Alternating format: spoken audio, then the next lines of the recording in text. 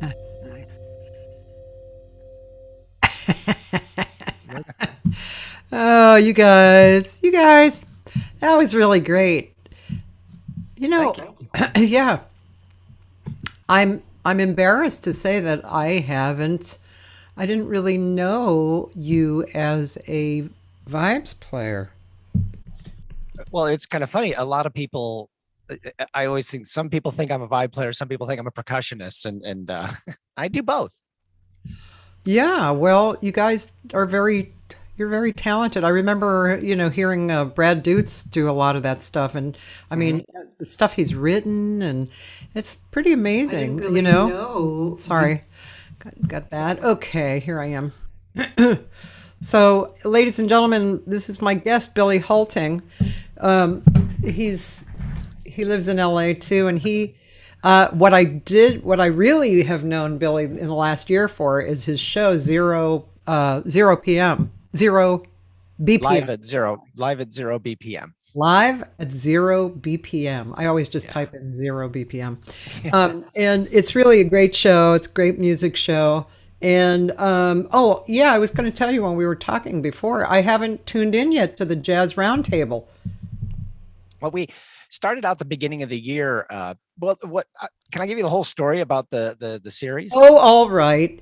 Okay. Well, we are we out of time yet? um, so about a year ago, as we all know, what I refer to it as Barmageddon happened when all the bars and clubs and everything just shut down.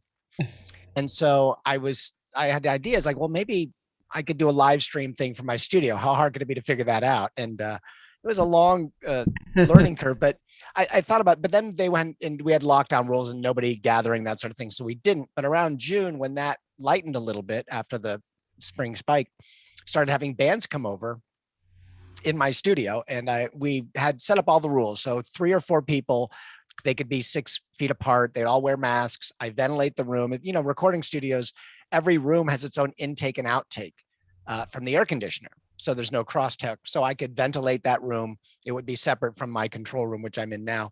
Uh, anyway, we had bands coming over and it was a lot of fun. And I went through 3 different types of software. I just tried everything, to get it to sound and look its best. And so you can kind of see a progression through the first couple of months of that. But in December, when they had the lockdown again, we decided to not do live shows.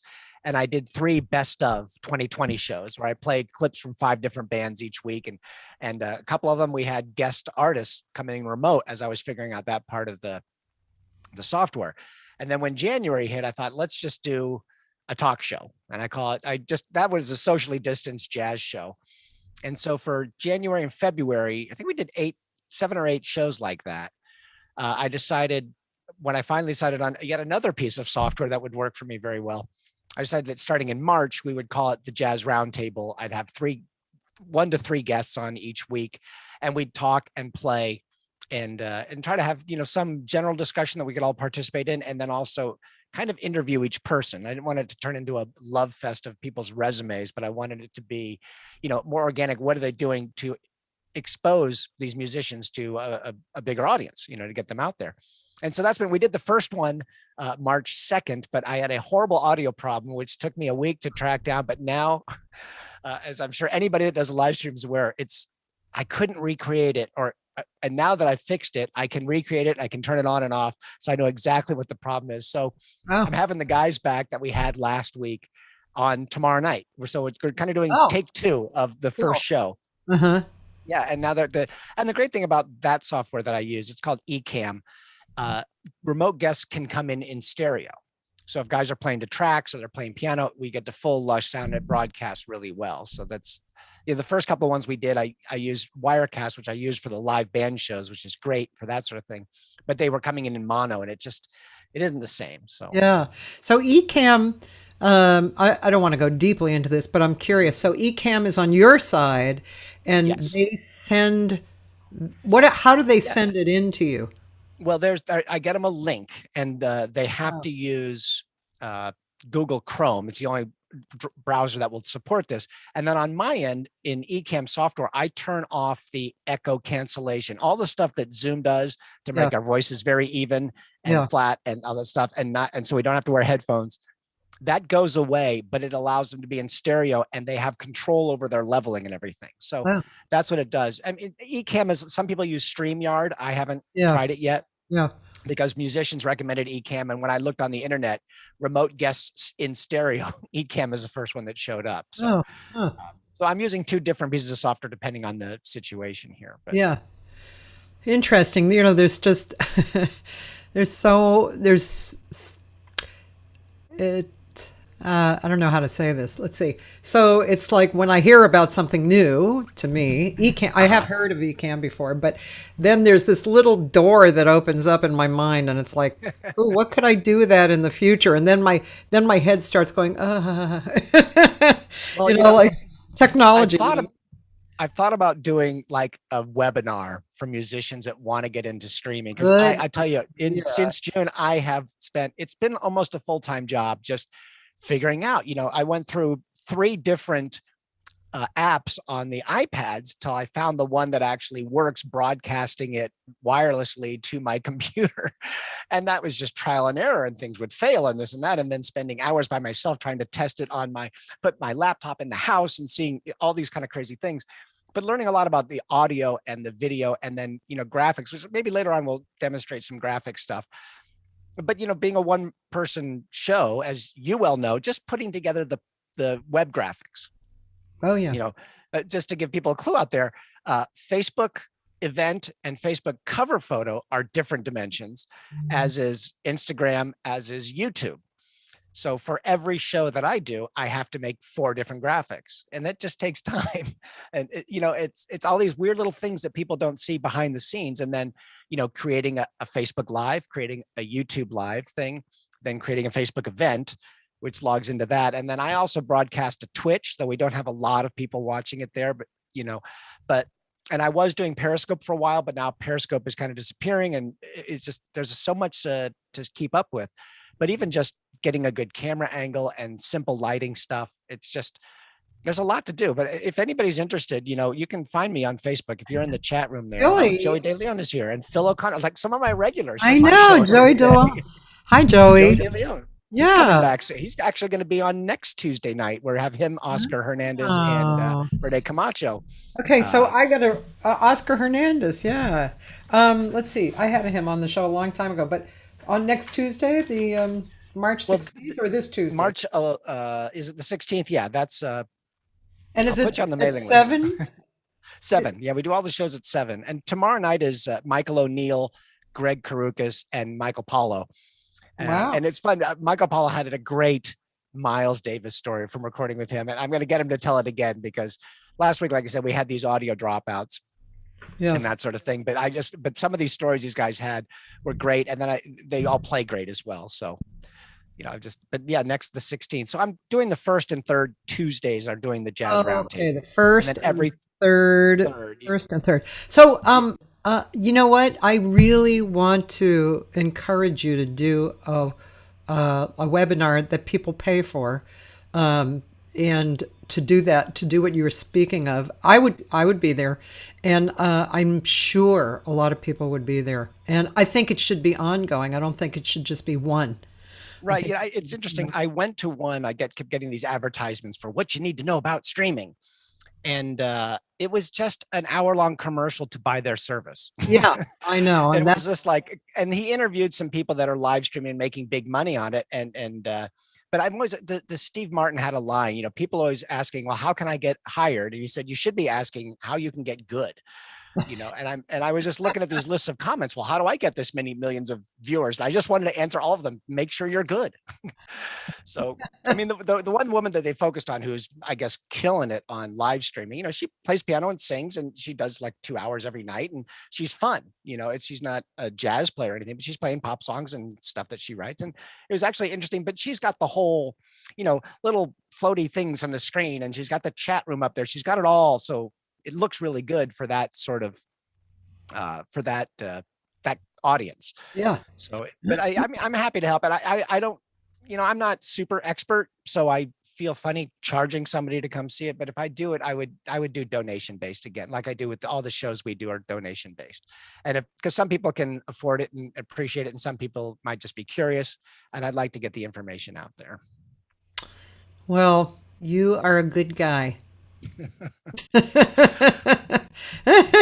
what I I don't know have about to say. that. You're a good Oh, guy, God damn it. that's funny. Oh, and Chris Wabbich is here too. Hey, Chris. He says he demands that the Flexitone be in stereo. I But saw that. and then Phil O'Connor, I got to tell you, Phil, I'm going to talk about some of the people that are in here. Phil is, excuse me, I met him when I was touring with Zappa Plays Zappa, and he lives in Ontario, Canada. But we'd come to the Buffalo shows we would do.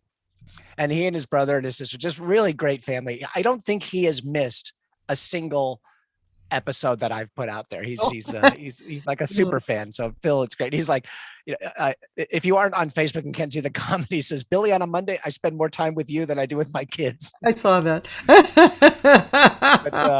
And it's great. Joey's here, Chris is here, and then my friend Susan French is here, which is something. Oh, that reminds me. I know it's kind of off the music topic, but down the road, let's talk about the new round of PPP loans that are geared for independent contractors. We should talk I don't about know what that means. Oh, that's the payment protection program that they started. They just announced another one. I guess we'll just segue to that right now. Yeah.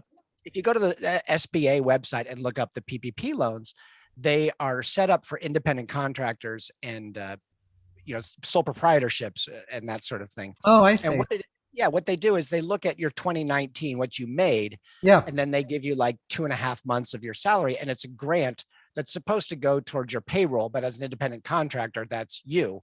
Yeah. And then it's they're supposed to be forgiven, these loans, at the end of it. But they set it aside for independent contractors starting 2 weeks ago Wednesday, so it ends tomorrow night. Oh my God. Maybe I can find the link and put it in there, but and you have to go through a lending institution. You can't just write the government and do it. So you talk to your local bank. There's all sorts of lending websites. I went search best website to get my PPP grant. And I found somebody who had reviewed 10 of them. And I just took the one that had 5 stars and I went with them, and the form was pretty easy. You have to upload some documents, but so far we'll see what happens. But it's, me and like a lot of other people, everything gone, everything vanished. Yeah. And so we've been, the California's been giving unemployment to independent contractors, even if you hadn't paid into it, which has been helpful. But it's a funny thing. They normally go off of what did you make as an independent contractor in 2019? And I made enough to get a decent amount of unemployment. Yeah. But they found I had a 1 W-2 from the, the Secondary Markets Fund, the Film Society Secondary Markets Fund, which is residuals from recordings I had done 6 years ago. Sorry. Being sold in Europe. And so they said, no, that's your entire year's salary. And so I got this teeny tiny amount. It's something. But I talked to them and I said, but that's not what I make. And they said, but the computer doesn't care. It just sees that 1 W-2. So, but that's been helpful for a bit, but definitely if you're an independent contractor musician, go to the SBA, Small Business Administration website, look it up like right now. Okay. Well, wait till we're done, then immediately go there and find it and fill out the paperwork, because I think Wednesday they're opening it up to larger businesses, and they're going to take all of it. So it's called PPA, right? Because I don't. PPP. Oh, PPP. I don't particularly need it, but I do know some other people that I would, forward that information to, Yeah, some of us can really use it, and it's part of the new plan, and they've changed the rules. Originally, it was based on your adjusted gross income, but now they've changed it to your gross income. So again, for a lot of musicians, we have boatloads of write-offs. Now it's going to be based on what our gross was, which is going to be helpful. So that's really nice. Good. Okay. Anyway, so that's some free information for you. No, I mentioned it because my friend Susan, who's watching, hi Susan, she and I have been talking about the last 2 days, and she went down to a bank today, and they got hers started today. So I filled mine out last week, and hopefully hopefully it'll come through, because even this year I have work later on in the year, but one big project I do, we postpone till next year. So there's things that we could all use a little help right now.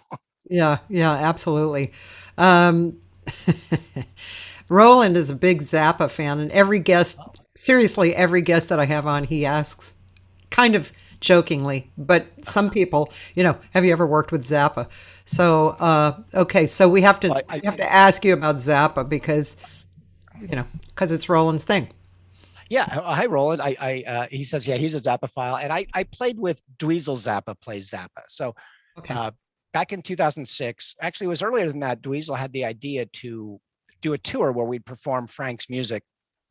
And he wanted to be as true to Frank's original vision as possible. And I think Dweezil did a really good job with that. We learned the tunes. And one of the things, some of that stuff was just insanely difficult, but who am I thinking of? Guitar player. I'll remember his name before. Mike Keneally did some sequences for us on Inca Roads and Echidna's Arf.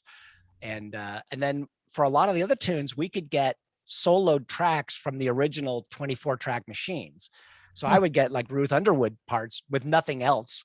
So I wasn't having to dig through this, this crazy arrangement to find the mallet parts. It was just laid out for me. So we would transcribe a bunch of stuff like that. And it was one of the tightest bands I want to say I ever played with, but probably ever. We rehearsed 12 weeks, 5 to 6 days a week for 12 weeks for the very first tour. And we did a 3-hour show, no break. And he wanted to cover like a wide range of Zappa's music. So we were playing stuff from the first album all the way up through right before he passed away, this crazy thing.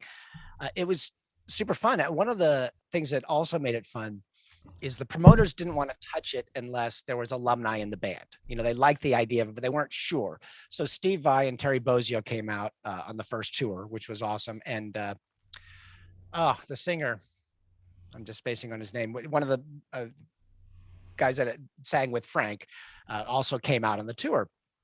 And I think that helped get people out to see the band. Yeah. And the booking agent out in New York, he said to us like the second year, he said, the first year people came out to see the alumni and hear Frank's music. He says, now people are buying tickets to see you guys play Frank's music. And that was really fun. But I remember that first 3-hour show, there was one section in the middle where me and Terry Bozzio and Joe Travers, the drummer, played the Black Page, the drum set version one together in unison. And then it went into Black Page number 2, which was the less insane melodic version. And that's when we changed. Terry Bozzio and Steve Vai came out for that. We all played that tune together. And then, but there was a couple of other ones like, Inca Roads had a marimba, and I was a chops guy in college, classical marimba, all that stuff. It took me 6 weeks to learn this one line that happens at the end of the solo section. It's crazy hard stuff. But one of the times that we had like 3 or 4 things in a row that were all like as hard as anything anybody would play for their senior recital or something. So it was a good lesson, in constant focus for 3 hours. But it was a fun tour to do, and we won a Grammy. So oh wow! It's if you go look up on YouTube, Zappa Plays Zappa DVD. I mean, everything from this 4-hour DVD is online. Oh wow! And Peaches and Regalia, we won for in 2009 for Best Rock Instrumental Performance. And the fun thing about it is we beat out David Gilmour, 9 Inch Nails, Metallica, and Rush to win that. So it's that meant a lot. that says it right there. Yeah, it was. Yeah, people go, oh, Best Rock Instrumental Performance. Well, who's in that? And it's like, well, the best. So that was kind of cool. I mean, I think my hardware's back here on the shelf. You can see it. That's great. So Billy, where are you from anyway? I'm from California. I'm actually 7th generation Californian. So LA or somewhere else? I was born in San Francisco, and I grew up in 10 to 18. I was in Fallbrook, which is San Diego County, and chomping at the bit to get out of there to figure out what's going on in the world. It was a great town, good schools and everything. I got a great music education there. But then I moved up here in 81 to go to Cal State Northridge as a music major. Yeah. And did that. Took me 6 years to get it, but I got it. And then literally 2 weeks after I graduated, I was on the road with Maynard Ferguson. It was just like the timing could not have been better. So what year was that? I did Maynard from 87 to 89. And then I left. Was Rick Shaw playing bass? No, this was after that band. Oh, okay. So this is me. And I got, Ray Brinker was on it originally. And so was Steve Bailey was the bass. But then they were only on for the first 3 weeks. And then I ended up getting 2 guys from Northridge, Dave Tull, the great drummer here in LA, and Mike Lufkin, who's an amazing bass player, lives up north. He got on, and I was on that for 2 years, and I left that to tour with Natalie Cole for 2 years, which was, Maynard's gig was great, but we were we were roughing it on a bus. We were making, I just remember leaving. And then 1 week later, I was on the road with Natalie making 3 times as much money. I didn't have to share a room anymore. And the tour bus was like a bus. It was like, had bunks in it. It was kind of amazing. I honestly wouldn't have traded those Maynard days for anything. Cause he treated us with such respect. We Yeah. soloed all the time. We got to write the tunes for the album. We just got to play, and he would say our name 100 times during the show. He was really gracious about that, and he had stories. I mean, everybody, if you're out there, you've ever heard of the Buddy Rich tapes, which are the tapes the guys on the bus made of Buddy just screaming and yelling. Yeah. We wanted to make the Maynard ones because they were exactly the opposite. Maynard would, on his rider was a bottle of champagne. And so we'd have like a long drive day on the bus, and Maynard would come back with a boatload of, red Solo cups and a bottle of champagne and just tell stories. Wow. And some of them he would repeat quite often, but occasionally he'd come up with a new one and be like, are you kidding? That really happened. So that was a fun gig for that. He was a great player. Yeah, amazing. I'm probably a lot older than you, but I was my first road gig was when I was I don't think I was even 21 yet. I'm from Boston, and I went to Pennsylvania. I was in this the one and only. Well, I grew up with two sisters who sang, twins who, sang really well, and one played the piano. But besides that, working with that, this was a singing and a dancing 3-girl act. And sometime I'll have to show you the picture, me and roll the clip, Cathy. Yeah, it was really, whoa. Anyway, so we were there. We were part of a show. And so there was comedians and dancers, the whole thing. And right in the middle, Maynard's band came in to do a show, and it was a motel and like this whole show area, right? So, he came in. When he came in, he was having like serious trouble with his mouth. I think it was like teeth thing, and and he was it was really cool. And there was a guy there who a few years later, when I moved to LA, became a dear friend of mine. And then we had, long friendship. He passed away a few years back, but he brought me to England, had a record made of me. Andy McIntosh was his name. And he was one of Maynard's lead alto players, and with him a long time. All that to say, I heard a lot of good stories about Maynard, and of course we know his daughter. You know his daughter, right? Which one? I haven't talked to Wilder, Christian Wild. Jacob's wife. It's I haven't. I mean, I see Christian around town at rehearsals, or did when we were actually rehearsing, but I haven't seen Wilder in a long time. But yeah, Maynard had, I think, 2 or 3 daughters and one son. Yeah. But one of the cool things is Maynard really liked me. So I got to go up to his house for a weekend to write a tune with him. Oh, cool. In Ojai, and I set up my mallet cat. That's the synthesizer instrument you see over here. And I wrote a tune called Zewataneo, and it was kind of a blast, to get to hang out with him and share that sort of thing with it, because he's a legend, and people can make fun of the high note thing, but man, he could play. He could God. solo. He was really just a beautiful plaer. Yeah. And it was a lot of fun. And there's nothing wrong with his high notes either. I mean, he's amazing thing with that. I did the second incarnation of the fusion band, High Voltage Band. But in the middle of that, towards the end, we did a big band tour, and it was the biggest big band he'd ever had. But, it had 3 trumpet players, but it was Wayne Bergeron and Roger Ingram and Pete Olstead. But Wayne and Roger and Maynard playing Get It On all up in that stratospheric register. It was, it was trumpet heaven. It was crazy. I mean, I'm not going to say it was pure joy being in the dressing room listening to them all warm up, but that was a really fun tour. Yeah, nice. And Natalie Cole, that must have been really nice too. It was fun. That was another really good band, and all really nice people. So it was such a cool hang. And we'd go out every night because I had money in my pockets finally. So we could go out at night and do things and just traveling around. And I just learned a lot about, just so much. It was a great gig. It's hard to describe what was so great about it, but it felt like a family. Yeah, and there yeah, wasn't a lot, and some tours you go on, I'm sure you've experienced this. There's like, this person doesn't get along with this person. So for whatever reason, you kind of have to do things separately, or you can't talk about this around this person. yeah, But on Natalie's gig, there was none of that, yeah. and that was one thing that was really kind of cool about it. And everybody was super supportive, and Natalie was great because we would work things out for the tunes, and some of them they wanted to sound exactly like the record. And since I was way into electronics back then, it's like all these weird little samples that might pop up once in a song. It's like, well, give it to me. Because these keyboard players are trying to go crazy, because this is before you could keyboard map and do any of this stuff. So, oh yeah, just give me that little pop and that bing and that this, and I'll put it all on the pad and play that. And then if they needed a sequence part, I could play it on the mallet cat. And then I had all the percussion and everything. So it was really kind of fun and I had this awesome cage. It was this, 4-wall cage back when the big tubular cages were really popular. I had like 8 cymbals, and I had, triggers up on the upper rafter, so I could be playing timbales and have to turn around and hit it. It was really fun visually and that sort of stuff. So yeah, those are good times. That's great. You have Toby wanted to know if you played at Devonshire Downs. I did not. I don't think I ever have. And Jacqueline Lucian, interesting question. Did you ever play with Billy Higgins? I did not. Said I not. answered her, but I have not played with Billy Higgins. So I did, but I mean, I wouldn't suspect that you would have, because you're. well, maybe she was asking you. Oh, maybe. So yes, the answer is yes, Jacqueline.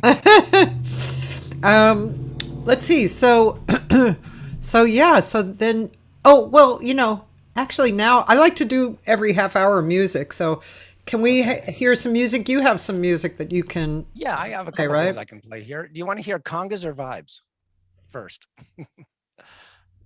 Well, Wow. you heard that you opened with the vibe piece. Let me play Yeah, this. congas. Yeah. Play this conga piece here. And let me know what the volume is cool on it. Okay.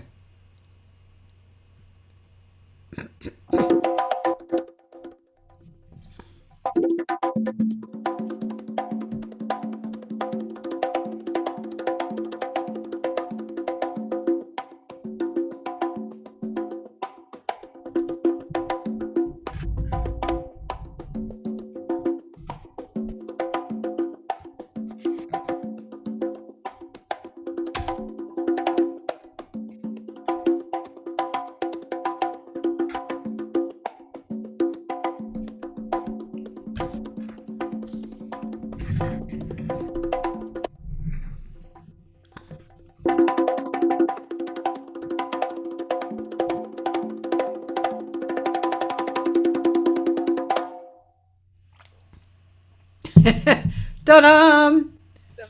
I did those when I was first getting the studio ready to do set up to do master classes, and I wanted to do virtual master classes.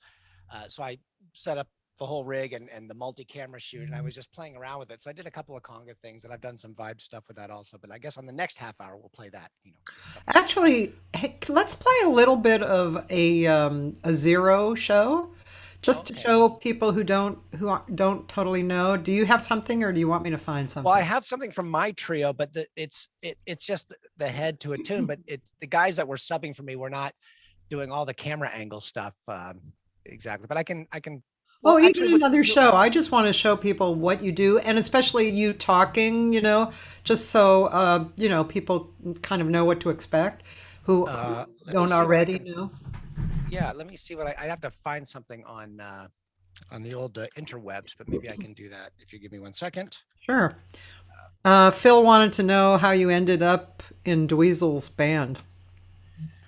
I was recommended. They had a guy that was doing auditions. Look, he professionally finds people to audition for auditions, and 2 different people recommended me, and so I went in and auditioned and got the gig.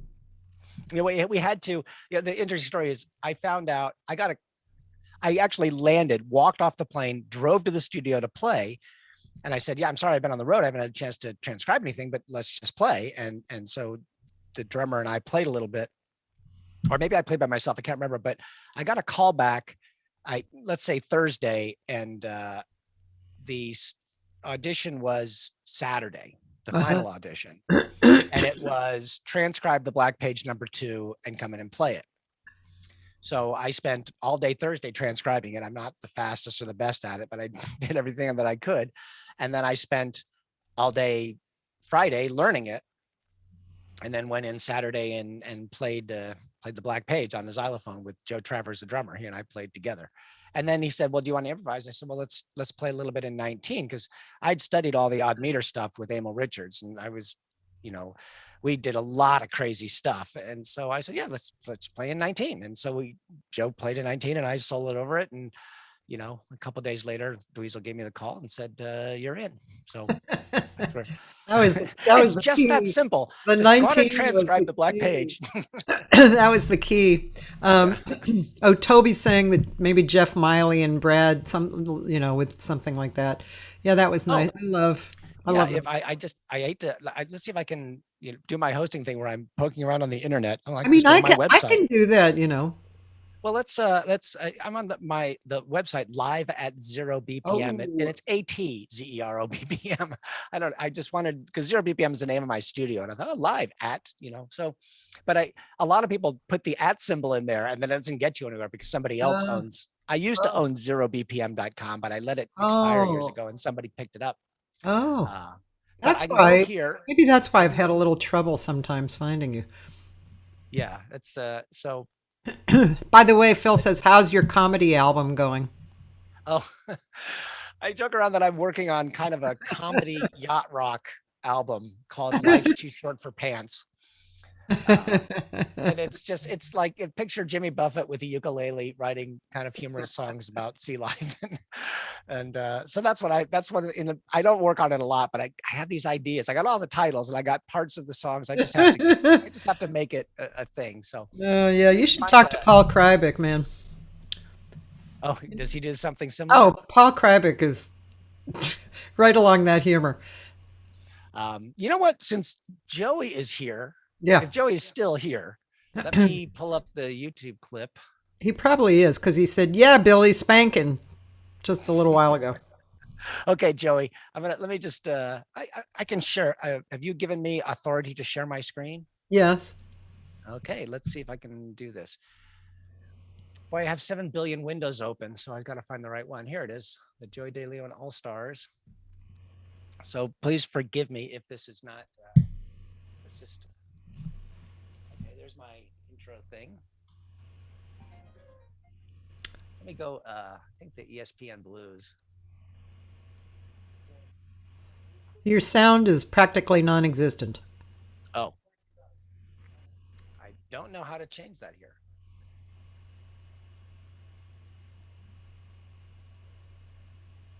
You know what? I have a better way to share this. So let's go back and unshare the screen. Oh, Cathy, you got to help me. I don't know how to unshare this. I'm in Zoom. Let's see. Up at the top. It just says set up professional audio and audio settings. What about view options? Stop participants sharing. Here you go. There you go. Yeah, I can actually load that into my program here. Let me add media file. I know I have that one saved because maybe I can play my my new opening screen. Well, when we talk about doing shows and doing video graphics, I'll play something for you, but archives from YouTube. Okay, it's on. Yes, Phil, humor does belong in music. I agree with you. Archives from YouTube. Oh, I have a best of 2020. I've got a clip already set up. Joey De Leon. Oh, cool. And he is here. I put that in here. All right, Joey's here. Joey's great. He's so let me play this clip. Okay. ESPN Blues. You could tell, we're sports guys, man. So I think that's what it means. I'm not, I'm pretty much, Okay, but before you start, I'm sorry, I hate to do this to you, but Sheila Gonzalez, love. Francis is tipping. Amazing music, loving it. Thank you guys, especially Oscar and Joey. Thank you, Sheila. The other guys don't feel bad because Francis likes that. But Joanne also tipped, and thank you, Joanne. And who else we have? Alessandra Abate. Alessandra, St. Louis, baby. And Paul Urguero. Tip. Thank you so much. He said David Gonzalez. I think that caught up. Oh, wait, that's all we got. So here, why don't you guys go ahead and play some more? Yep, here we go. ESPN Blues.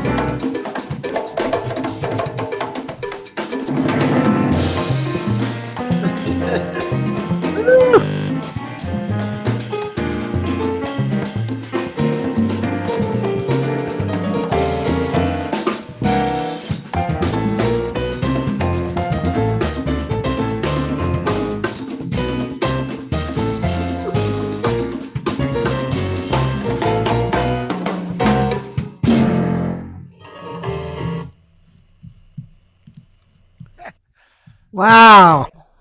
Yeah, Yeah, man. that was yeah, that's cool. And Joey, like I said, well, three of them, Joey, Oscar, and Renee are going to be on the show a week from tomorrow. And then Joey's got a band coming back in let me see.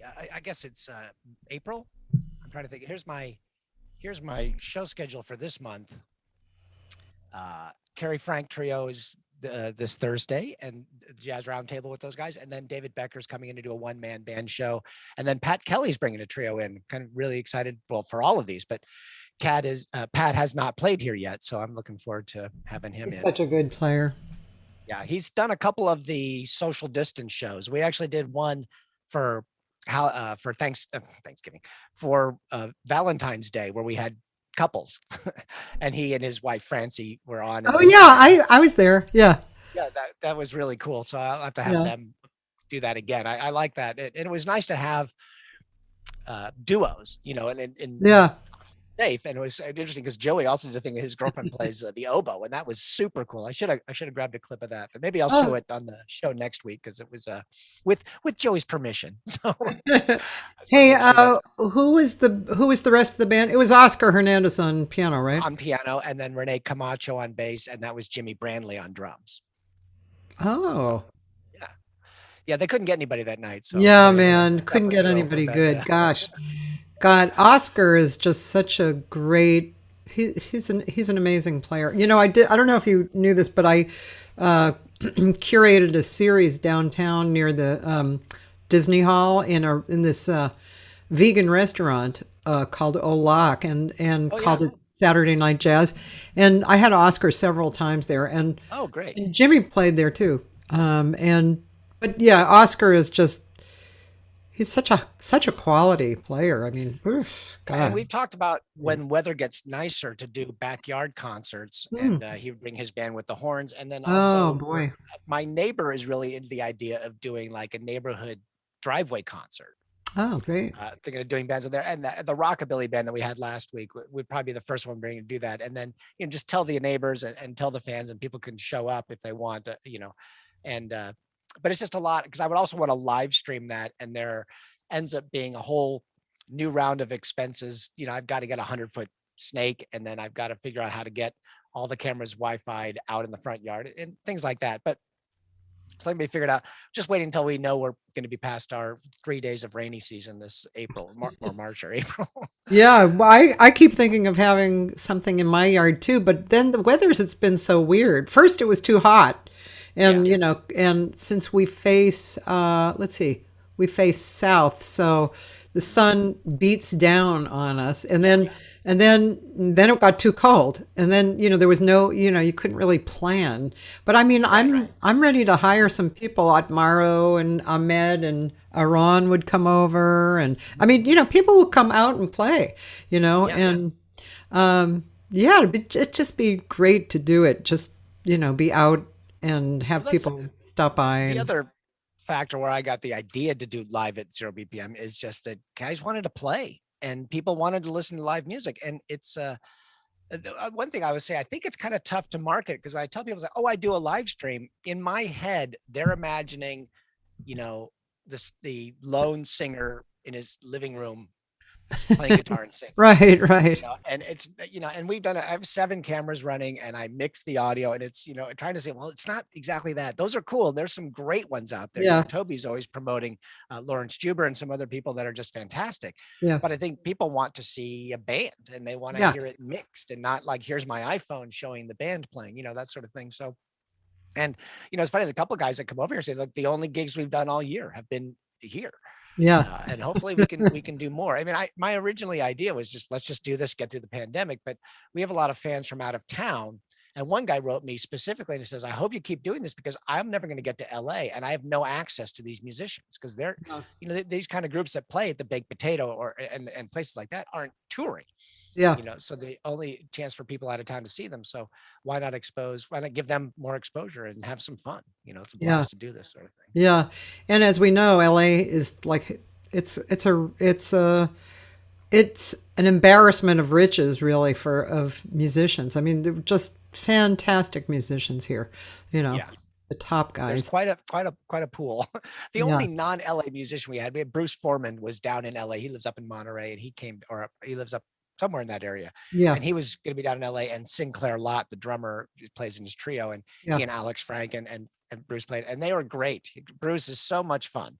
I know. And he's such a beautiful player too. So I hope that, it's just tough because now things are filling up, because I do the jazz shows every Thursday night, but I'm already Yeah. booked through April.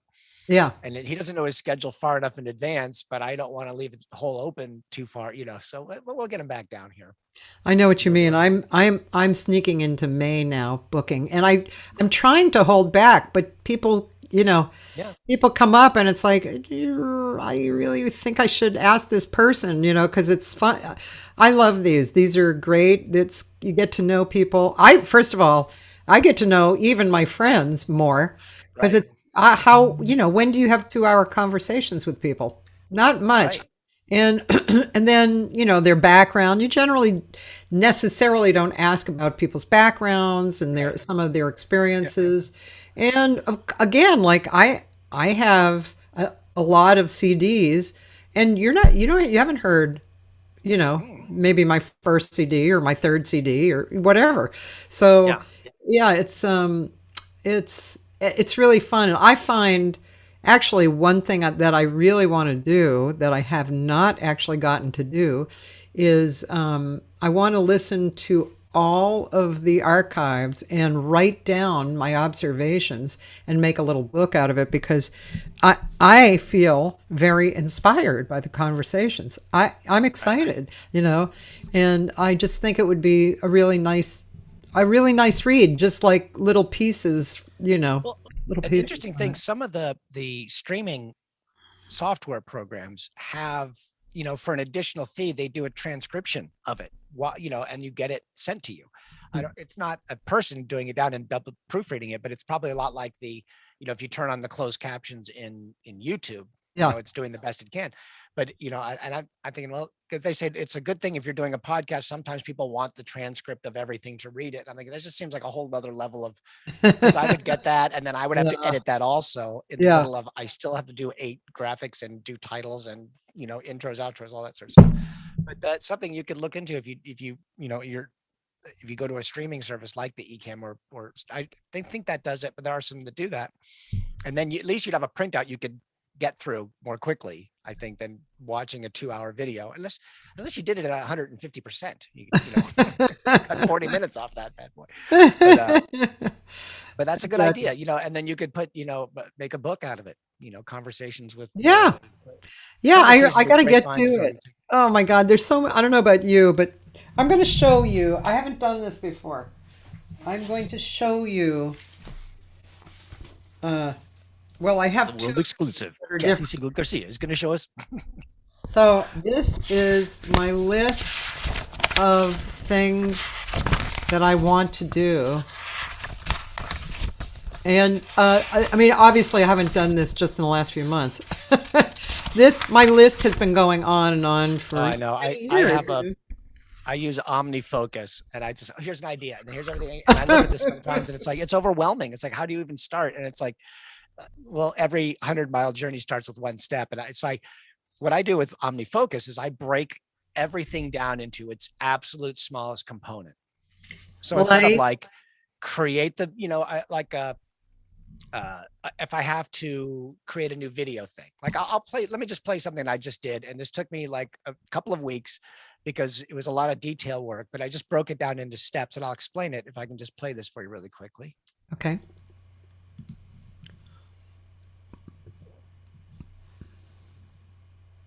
I love that. Oh, that's actually the wrong one. Oh, that looks really good. But I thought I picked the right one. It's there's another one that changes a little bit differently than that, and I thought it was oh no, it's not number 7. It's version 2, number 3 is what I need to do. Version 202. Jeez. Let me play this one. Okay, and it's not different. The ending's just a tiny bit different. So, and there's no audio. So.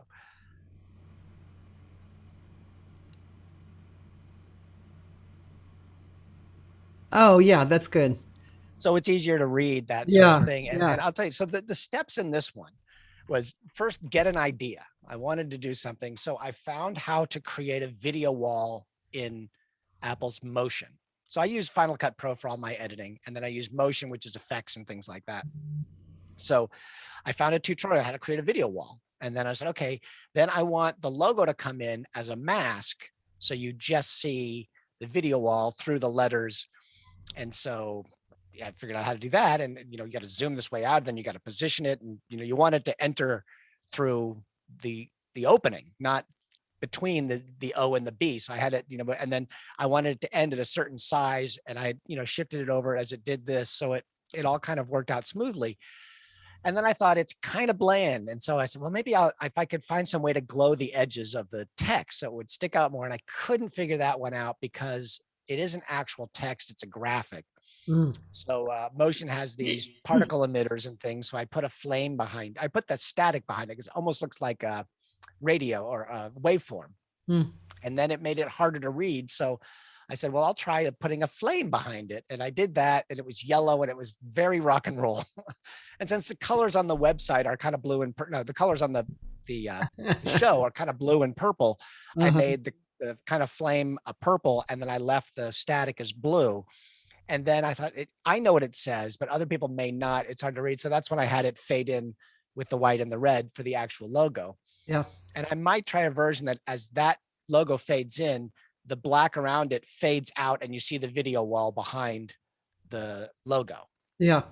But the video wall, just to do, so, I mean, those were kind of the steps, but the video wall, just to do that is get, I wanted 9 seconds, 10, at least 10 seconds from everything. So I had to go through every clip and find each person and find 10 seconds of them.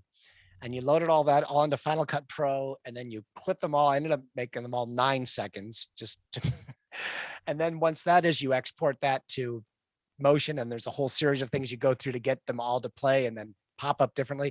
So each thing was a step to do it. It took me a couple of weeks because just getting the 36 clips, it's a 6x6 row.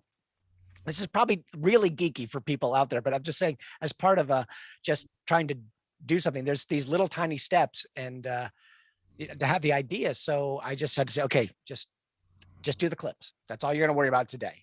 When I had them, I was like, okay, go back to that video wall tutorial and just step. And I kept screwing something up. So I just deleted it, started all from fresh. And then, okay, I got the video wall. Now I have to come up with, there's different steps. And so now I end up with this, which is now going to play at the beginning when it transitions from, I have a loop that plays that it's animated. So you can tell that it's live, and it says the show will be starting soon, and it'll fade to that. And then it'll fade into the opening for the show.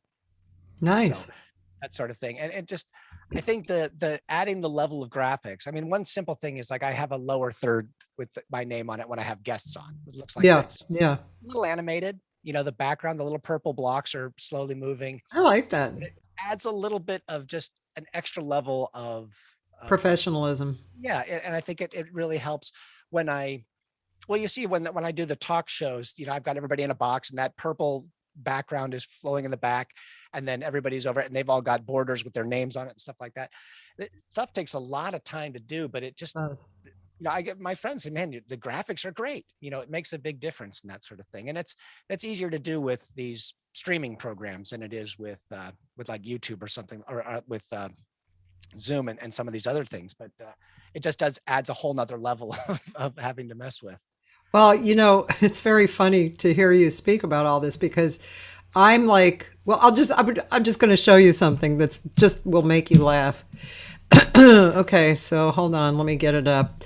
I just think this is, to me, this is funny. Listening to what you're doing is like me on steroids. So, like people always say, oh, Cathy, you're doing so much and blah, blah, blah.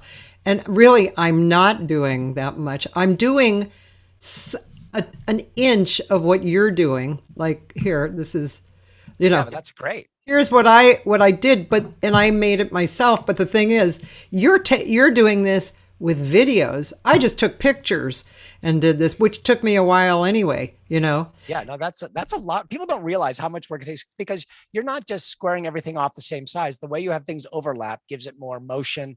Yeah. It makes it a little bit more alive. So it looks a lot better that way. Yeah. This was so- the first 100 people. And you're number Yeah. 249. Wow. I just want you to know you're 249. Let me see if I can find this other thing I did that I just started using in the boy, I have no idea where I would even have put this. I did I'm gonna have to I will look for it a little bit later when we're playing a video because I don't want to take a lot of time staring at my screen.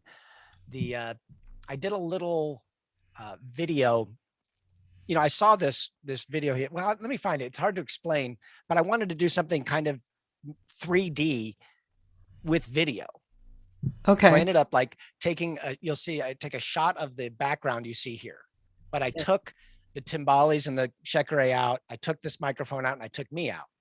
So I have that on one, that's one layer. And then in front of a green screen, I shot the microphone, myself, the shekere and the timbales. So then I layer them in. And if you turn like the camera sideways, then I separated the layers in distance. Oh. So there's space between them. And then I pan a camera past it. So it takes this looking 3D thing, but the background is moving separate from me. It's really a really cool effect. Yeah. And then I also had, I put a temp track of music in there and I have the malakat over here and the shekere and the timbales are all bouncing to the music, as is the microphone and myself. And I'm actually video spinning in my chair, but as the camera's panning, and then also the shekere over here, I have it bulging to the music as well. It just has this weird little level of it, and it's only 5 seconds long. Are you showing us or not? I'm going to try to find it. Well, maybe while we're playing a clip, I can search through my hard drive and find out where Okay. where Now, do you want me to play a clip so you can do search? Actually, I can play one here. This is a vibe piece that I just, you know, I wrote this around Thanksgiving, and it started out as kind of like a Thanksgiving song. I was trying to think of things I was thankful for, but it ended up reminding me of a very specific person, a very specific time who I was very thankful to be with. And so it's just called Thankful for You. I'm going to listen, but I'm also going to go to the bathroom.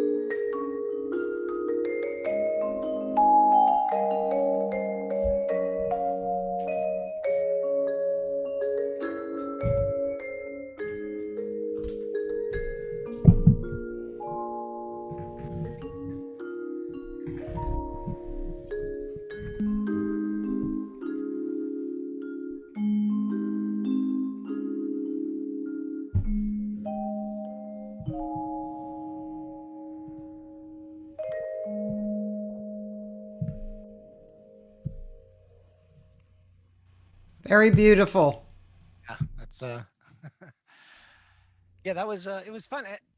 I don't know, it's hard to describe the I sometimes I write at the vibe, sometimes I write at the piano, and it's something, and I kind of had that A section and I liked it, but it needed something else. And so like a couple days later, I ended up writing that little bridge, which totally lent itself to the modulation. And so I'm playing with my band on the live stream in May 6th. It's the day before my birthday. Oh, So cool. it'll be a birthday concert, and we're going to play that with Larry and Chris, Larry Steen and Chris Webb, which will be on the gig.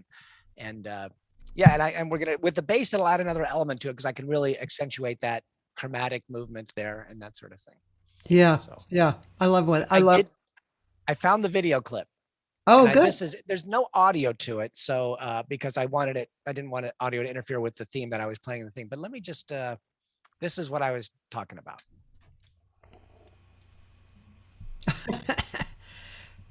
Wow. So yeah, like I said, it's incredibly subtle and it's only up for 5 seconds, but it's just something I had in my head. And I was up in San Francisco recently. I had to scout a location for these music workshops I direct, and I was staying at my cousin's, and we're not hanging out because of the social distancing and everything. And so I just sat in my little suite at the top of his house and just, well, how do I do this? How do I do this? And you can find anything on YouTube. You can learn. I did my hardwood floors myself from videos I watched on YouTube. So, I hear about people. A buddy of mine used to say, "Well, you got to do anything. You got to change your engine." There's a guy doing a video on YouTube. I know. I've fixed my refrigerator like that. Nice. I fixed my heater. They wanted, the part was $125 and they wanted $400 to install it. So I just bought it on Amazon, and 15-20 minutes later and several thousand curse words, I got this part installed, and it's like I just saved $400 for 15 minutes. The guy probably could have done it in 5 because he knew what he was doing. I couldn't Yeah. find these Yeah. access screws, but you're right. and I I mean, guess the curse words. That's like my husband is very extremely handy. He was the lighting director on the Tonight Show, and he's one of those industry guys. Can do a lot of different things. But the curse words, and I seriously, kind of think he's going to have a heart attack, and so, okay, let's give some guy $400 to do something that he could probably do after a few hours, just, well, it's but just the experience of doing it. I know what I did wrong with the hardwood floors. I know what I would do better next time, but there's so many things that you just trial and error, that's what you're paying for. yeah. But it's interesting. Like I'm a sailor also, and I take people out with me, and usually there's never a problem, but I tell them, if you hear me cursing, don't worry about it. If you hear me use the F word, then we're in trouble. Everything else is I'm just trying to but if you hear me say that, then it's like, okay, then you should be worried. Oh man. Hey, so who actually, somebody asked this a while ago, but now I really do want to know. Mentors, inspiration along the way. Did you have music people as mentors? Did you have other people as mentors? Because you have a very good positive point of view. So I'm thinking that you might have had mentors in that way too. Interesting. Yeah, this is a good question to ask, because we all stand on the shoulders of giants, I guess is the best way to put it. My junior high, when I lived in Fallbrook, small town, 16,000 people. So in 6th grade, you could take an instrument lesson, and the junior high band director would go to the schools and give you a 20-minute lesson once a week.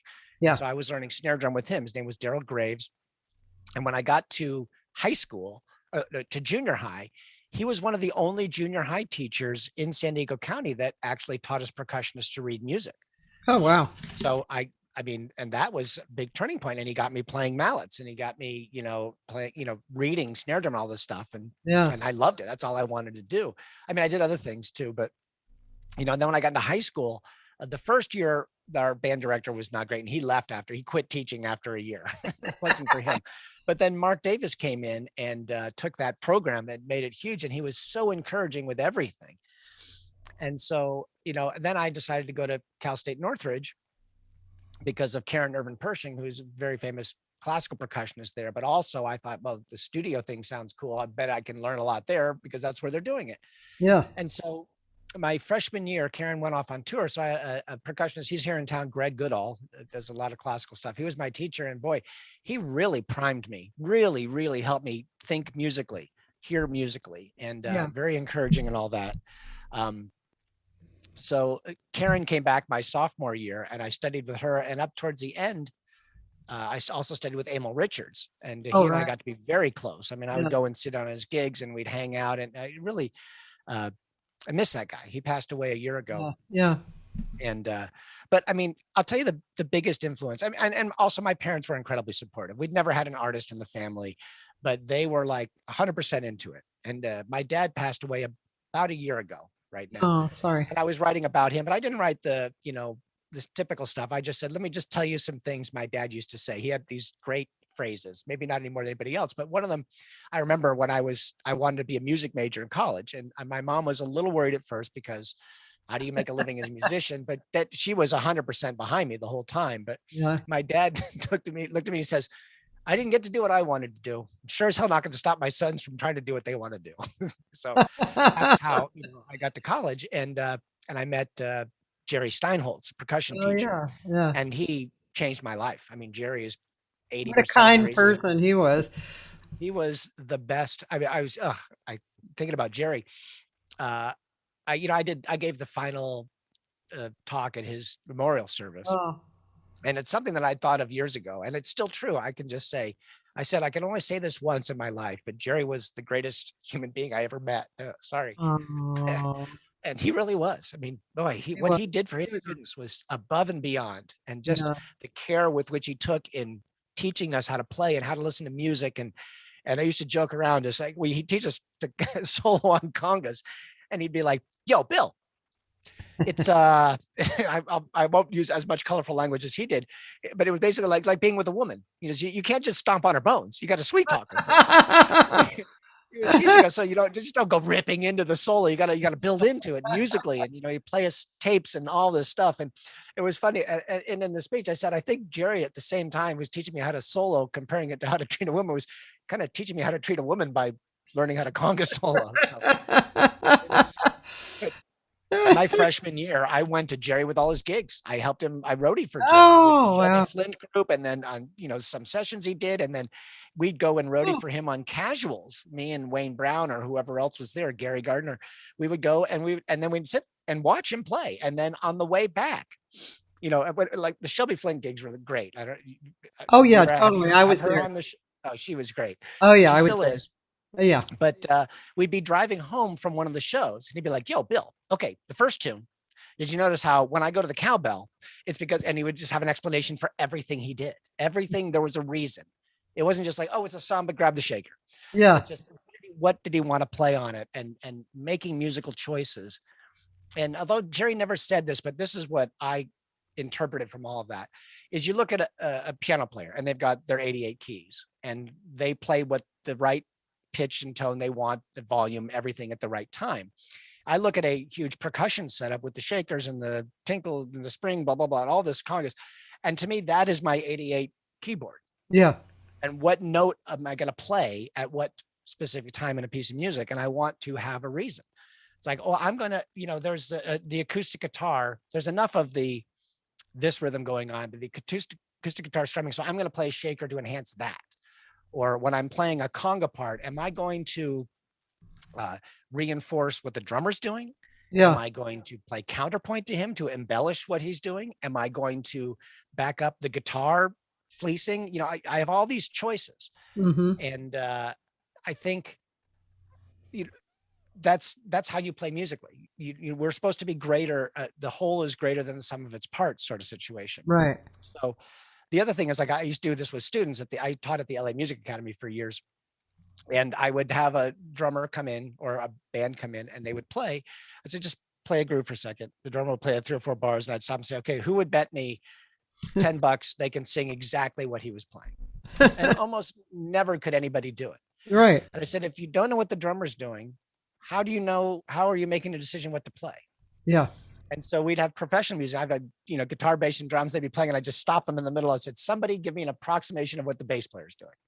Well, I don't know.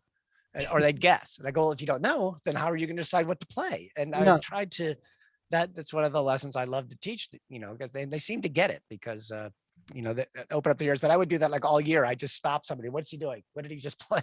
Yeah. Are you That's listening to what's happening? cool. That's very good. Yeah, it makes the student realize what they're not doing and what they need to be doing. Yeah. So as far as the mentor question, and I see cats that play. I mean, there's a couple of guys in the room now. David Dirge, he's actually going to be playing in a little bit with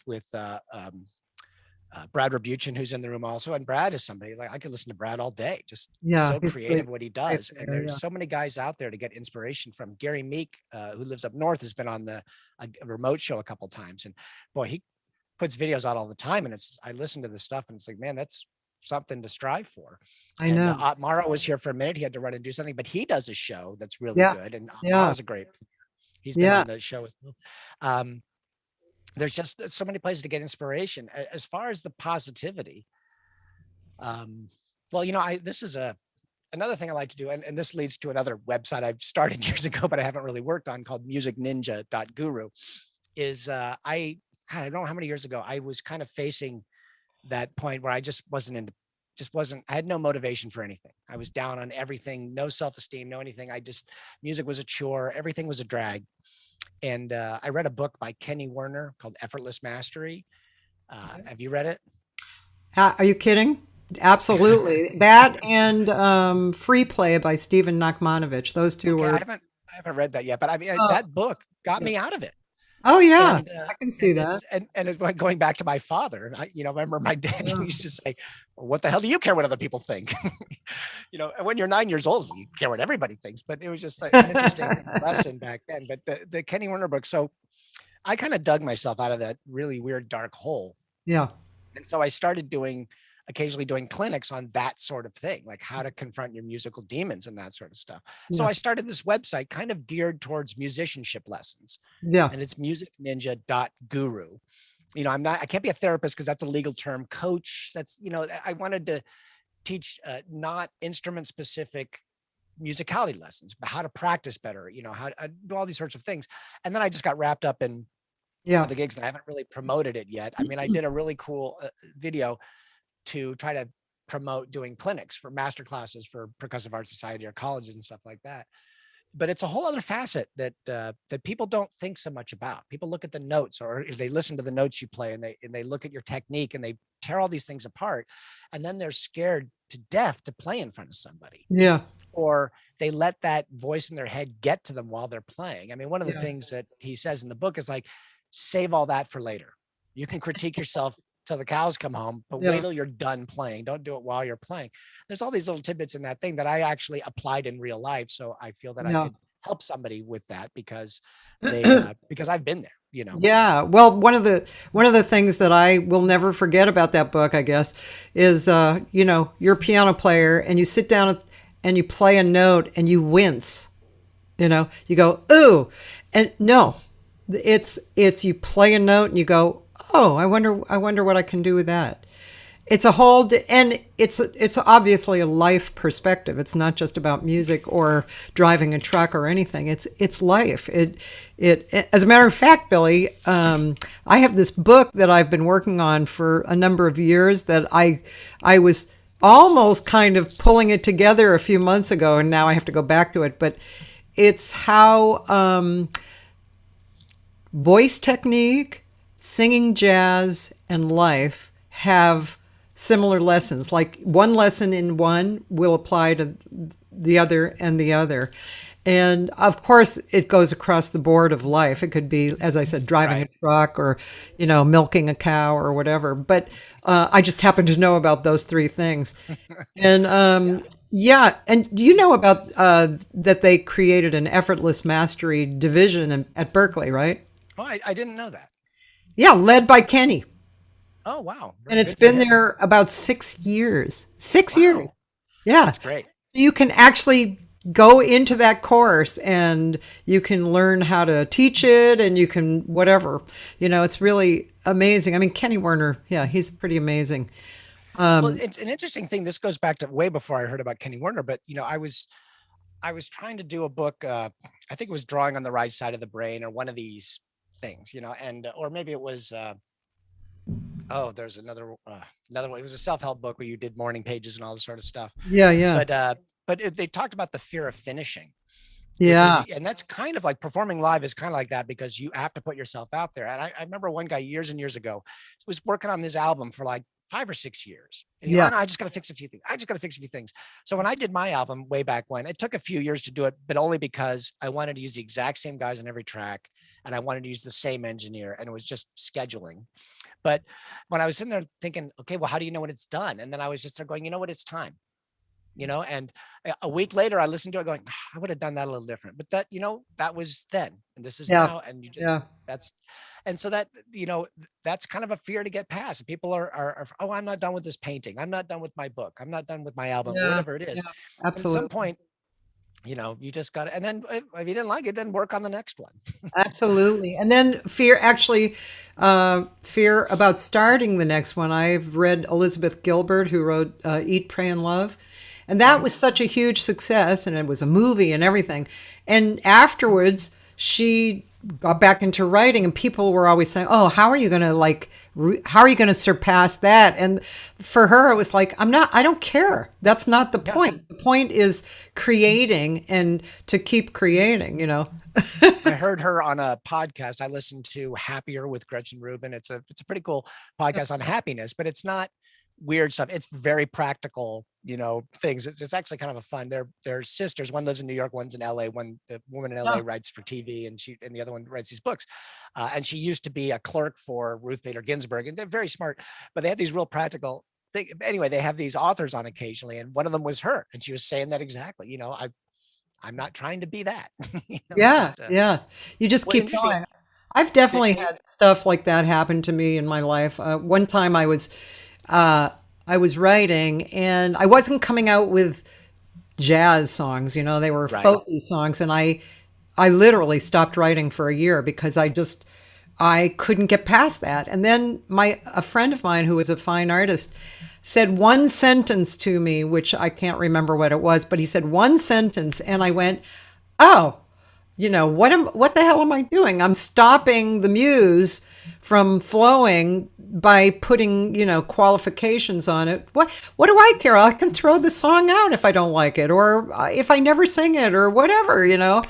And then I started writing again. But that was one of those life lessons that was really valuable, Well, yeah. Well, even that little ballad vibe piece, I don't know if you'd call it a jazz tune. It almost sounds more like a Broadway something, but it's just, that's what I wanted to write then.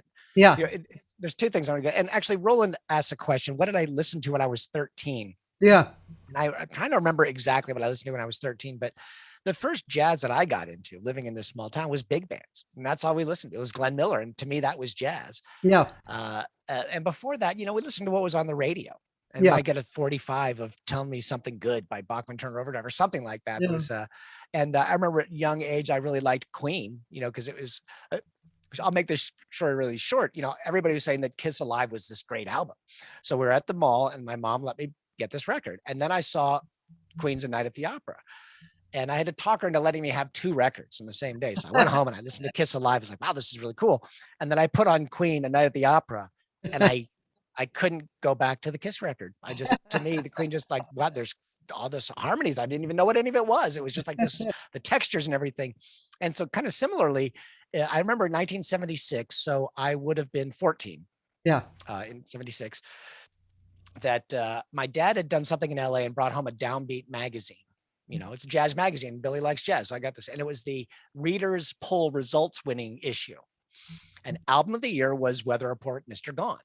And I'm like, well, I like jazz, and that's the album of the year. So I'm going to go to the Fallbrook Music Store, which was literally 20 by 40. That was the record store in this little town. Yeah. And I was going to ask them to order it for me. And he goes, oh, well, we have a copy of that. So I bought it, went home, put it on the stereo record player. And that is when the world went from black and white to color for me. Which was just like, what is this? I felt like Steve Martin in The Jerk when he hears the white jazz, and all of a sudden it speaks to him. But to me, it was just like, what is this? How is this possible? It was so drastically different from the big bands I've been listening to. And I wasn't even listening to small groups, maybe the Milt Jackson Yeah. and modern jazz quartet, but not even a lot of that. It was mostly just big band stuff. So this was just like, what else is out there? And my best friend at the time, Jamie, said, oh, my brother's got an album kind of like that. And it was Return to Forever's Romantic Warrior album.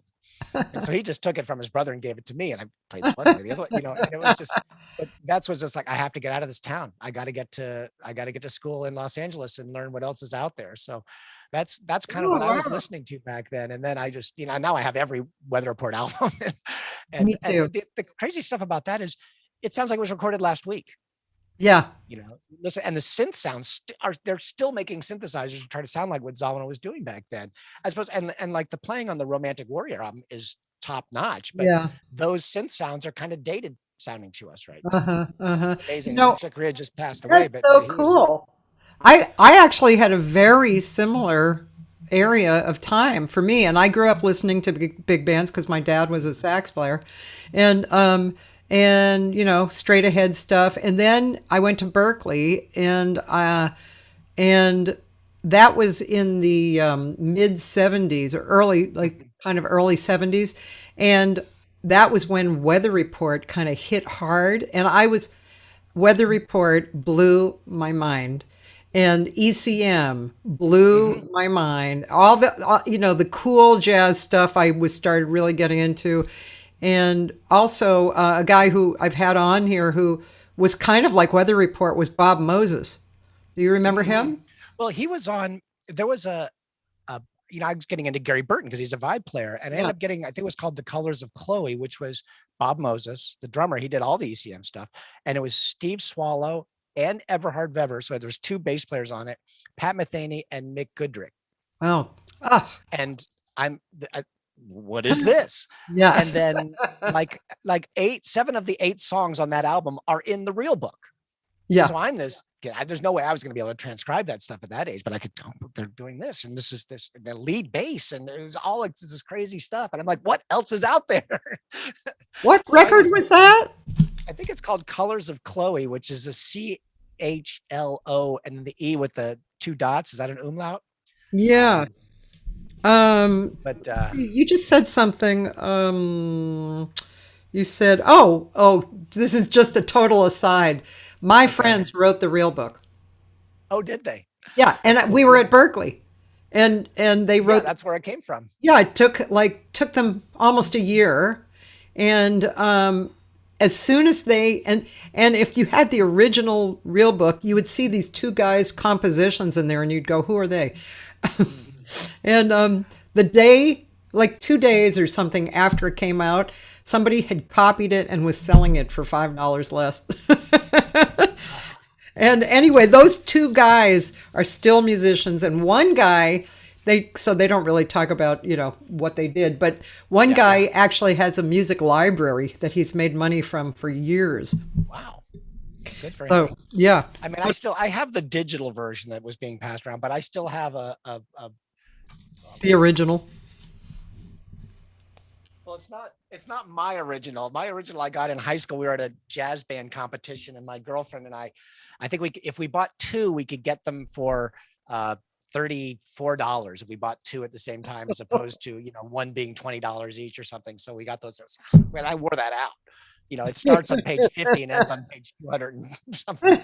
So, I have bought several replacements over the years. And then I've got the mini one, I used to take on gigs. Somebody called some obscure tune that I didn't know, and that sort of thing. But those are, but hey, I want to go back to one thing where you're talking about how the different facets of your life are all pretty similar. Yeah.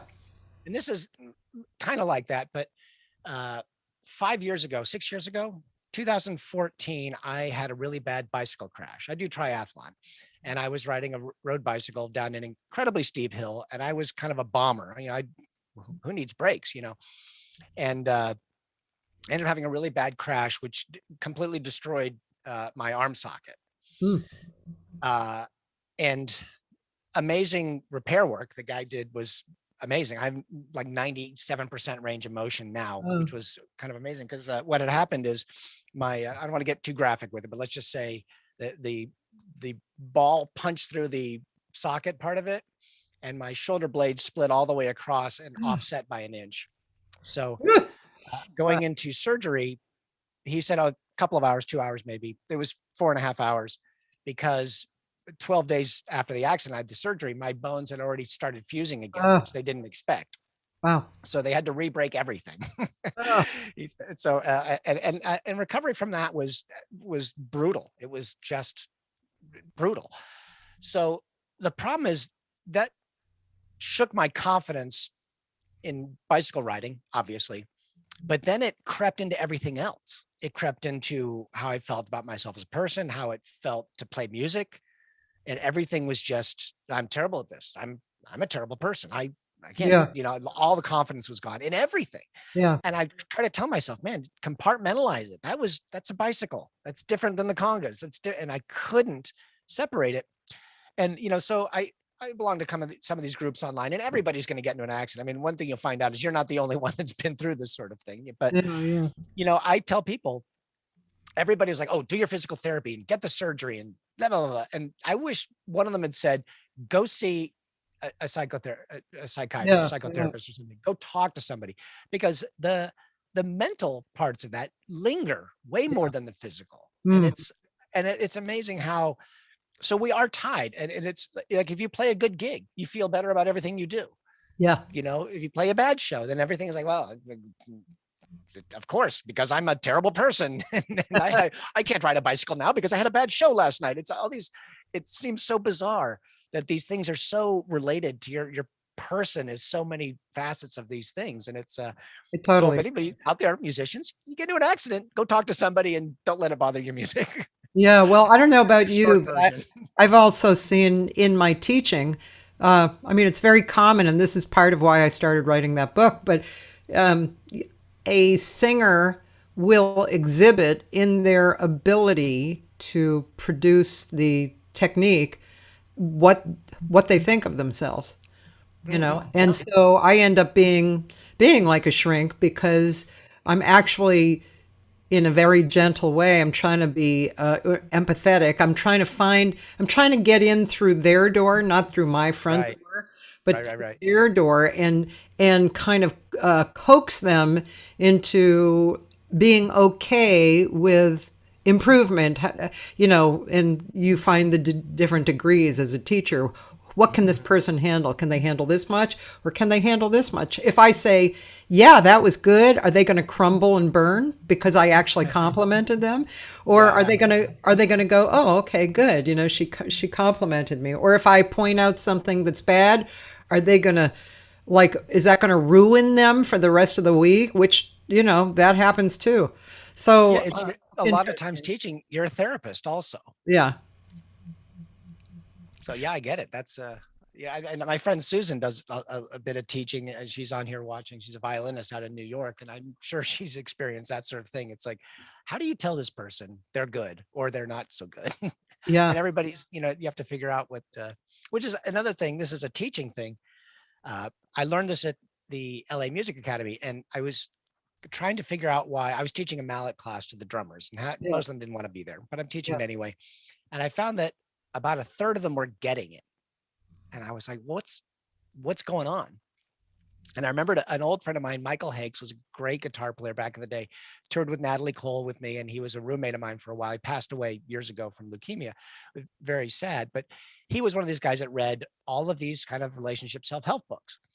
And he was explaining to me, he says, well, there's basically three types of people that need to hear that you love them, people that need to see that you love them, and then people that need to be shown that you love them. Hmm.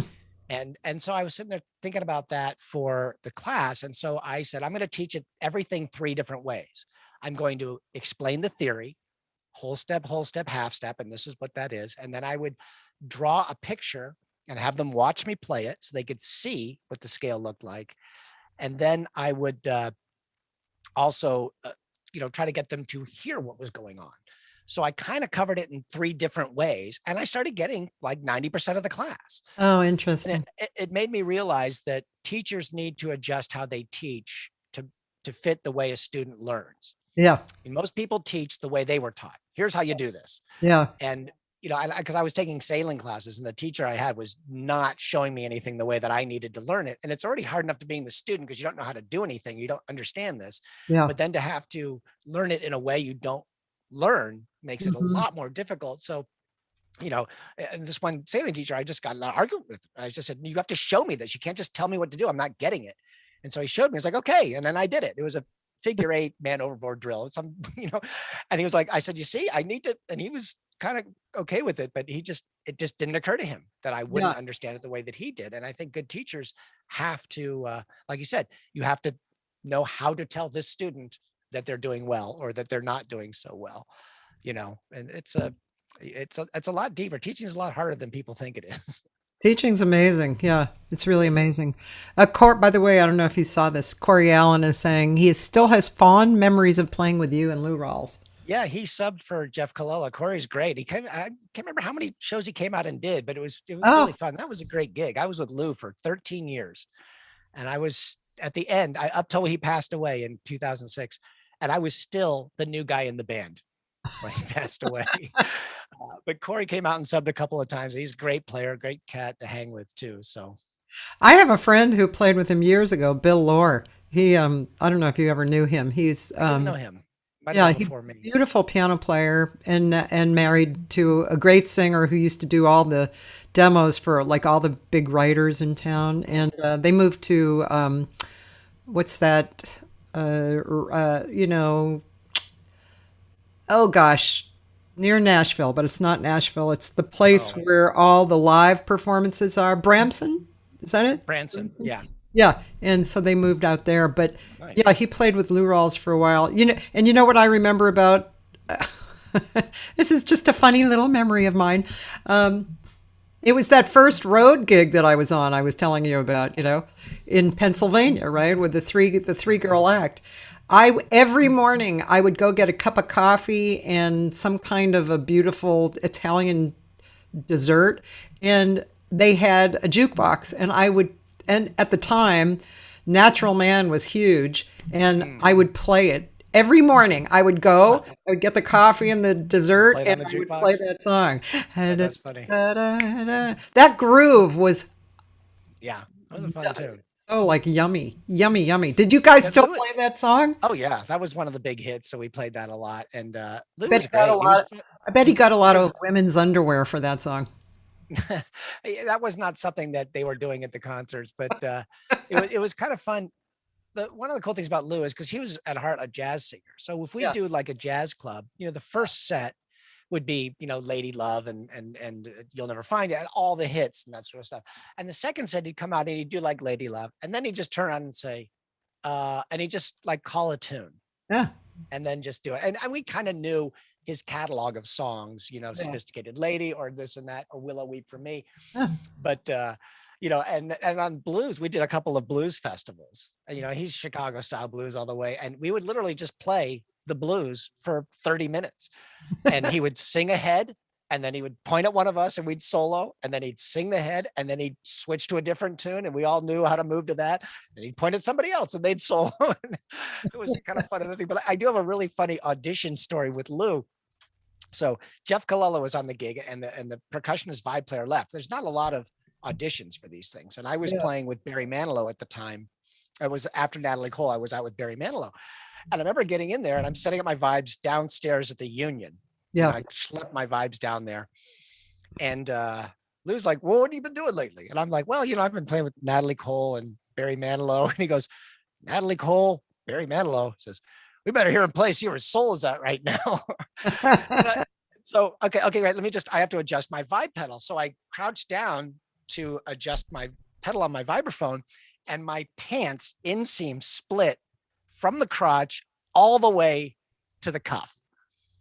And I stand up immediately and have my legs together. So this basically my pants, I had positioned my legs so you couldn't see that they were just completely wide open on one leg. And I said, oh, I left something in my van. And I backed out of the room, ran up the stairs, got in my van, took my pants off, duct taped it together, put them back on, went downstairs and auditioned. But because of the sweat, the tape started to peel off my pants and stick to my leg. So I'm trying to play the blues and this other stuff with Lou and the guys, and the whole time I'm like, my duct tape, my split pants duct tape is sticking to my leg now. but I got the gig, so all's well. Hysterical. And so did you, of course you must have told him afterwards. Did he say Yeah, I did. It was about a month or two down the road. Had he noticed that, or no, he hadn't even. Nobody noticed. I mean, I told Jeff like right afterwards. It was, my God, Jeff, did you guys realize that my pants had split? And so these things happen, but at least I had a solution. Thank you, duct tape. Is there anything you can't fix? Phil said, I'll never get that picture out of my head, Billy. What else can we play? Let's see. Oh, I have another little vibe piece here. Do you want to hear that? Or yes, please. Yeah, let me play this. This is Have You Met Miss Jones? Oh, cool.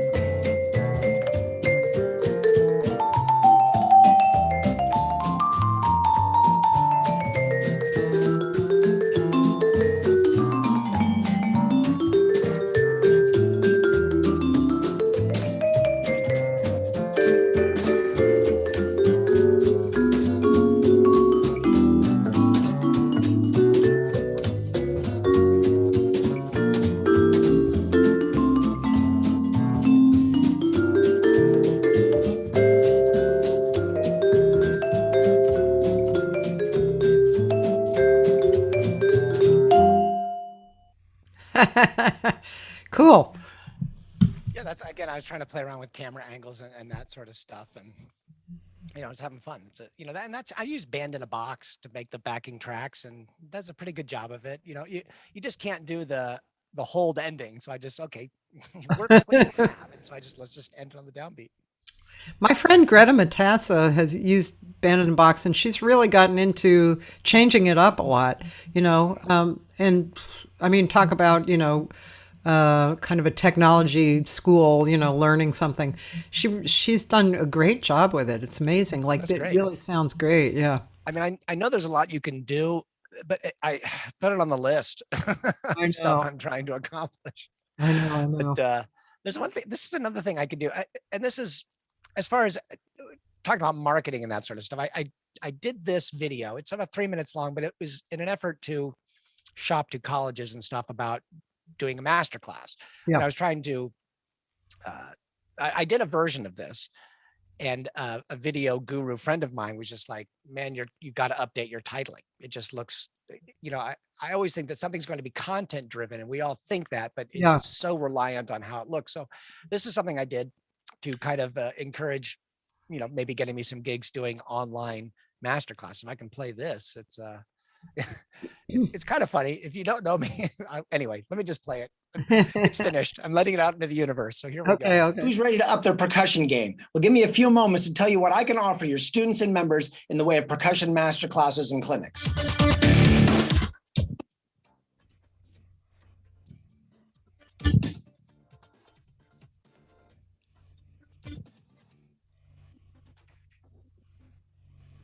Hi, everybody. My name is Billy Hulting. I'm a percussionist and mallet player living in Los Angeles. I was a touring musician for almost 30 years, touring with acts like Maynard Ferguson, Natalie Cole, Barry Manilow, Lou Rawls, Nia Peoples, the Manhattan Transfer, and Zappa Plays Zappa. We won a Grammy.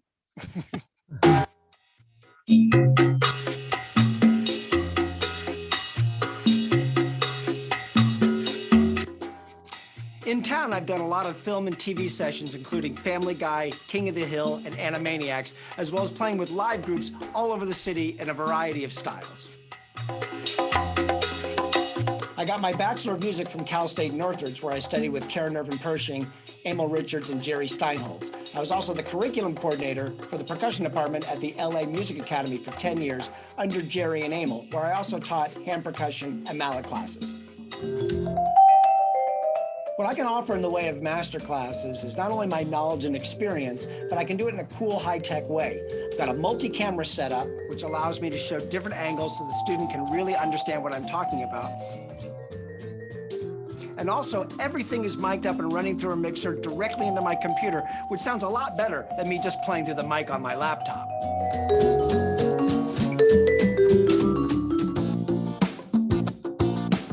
I can overlay notation in some cases. I can even play along to tracks so the students can hear the concepts we're talking about in a musical context. As one of the few true doublers in LA, I can talk about mallet playing and hand percussion in a variety of styles. I can teach Cuban, Brazilian, ethnic hand percussion, and not only cover their ethnic roots and techniques, but also how they apply to pop, rock, jazz, R&B, and more styles.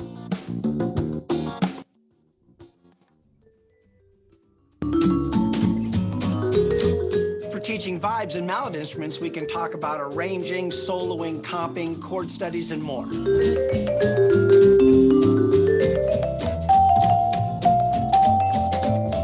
What I really love to discuss and share is my approach to playing musically. Now, I teach this through percussion. The techniques can be applied to any instrument. We can talk about things such as how to become a more efficient and proficient practicer, how to listen better in a band, how to interact with other musicians better, how to get your time together. We can even talk about the mental aspects, such as getting rid of those musical demons in your head.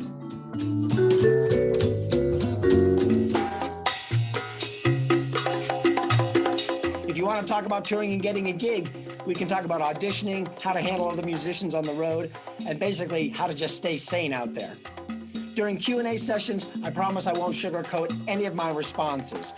Being a musician's great, but it isn't easy, and nobody should tell you that it is.